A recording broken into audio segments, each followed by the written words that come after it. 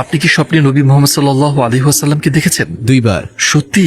আলহামদুলিল্লাহ। এবং আমার স্বপ্নে আমি বালির উপর হাঁটছিলাম একটা বাতাসের বয়ে চলা পথে, যেখানে আমার উপর শুধু পাথর ছিল। আমি আমার হাঁটুর নিচে তাকালাম এবং একটা পদচিহ্ন দেখলাম। কত আশ্চর্যজনক যে পাথরের মধ্যে একটা পদচিহ্ন আছে। এবং আমি স্বপ্নের মধ্যে জোরে জোরে বললাম, এটা এখানে কেন? কার পদচিহ্ন এটি? এবং আমি পেছন থেকে একটা কণ্ঠ শুনলাম, এটা তোমার পিতা ইব্রাহিমের পদচিহ্ন।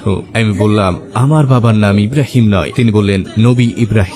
আমি ঘুরে দাঁড়ালাম এবং সুবহানাল্লাহ, তিনি সেখানে ছিলেন, রাসূলুল্লাহ সাল্লাল্লাহু আলাইহি ওয়াসাল্লাম। আমি তার কাছে পৌঁছানোর ঠিক আগে আমি চাচ্ছিলাম হাঁটু গেড়ে বসে তাকে আলিঙ্গন করতে, কিন্তু স্বপ্ন শেষ হয়ে গেল। তো আমি সেই স্বপ্ন থেকে জেগে উঠলাম তাকে আবার স্বপ্নে দেখার আকাঙ্ক্ষা নিয়ে, এবং বহু বছর পরে আমি দেখলাম, এবং আমি মরুভূমিতে ছিলাম আর দূরের দিকে দেখলাম তিনি আমার হাত ধরে বললেন, আমি চাই তুমি আরো মানুষের সাথে দেখা করো। তিনি বসে পড়লেন আর আমি ঠিক তার পাশেই বসলাম। তারপর তিনি বললেন, এখানে দেখো, এখানে আছেন আবু বকর সিদ্দিক। তিনি বললেন, আর এখানে আছে উমর ইবনে আল খাত্তাব, এবং এটা ওসমান বিন আফফান, আর এটা আলী বিন আবি তালিব। তারা সবাই তোমাকে ভালোবাসে। স্বপ্নের মধ্যে ভাবছিলাম, কেন তারা আমাকে ভালোবাসে? আমি তো কেউ নই, কেন ভালোবাসে? কিন্তু আলহামদুলিল্লাহ, এটা ছিল আমার জীবনের অন্যতম সেরা স্বপ্ন।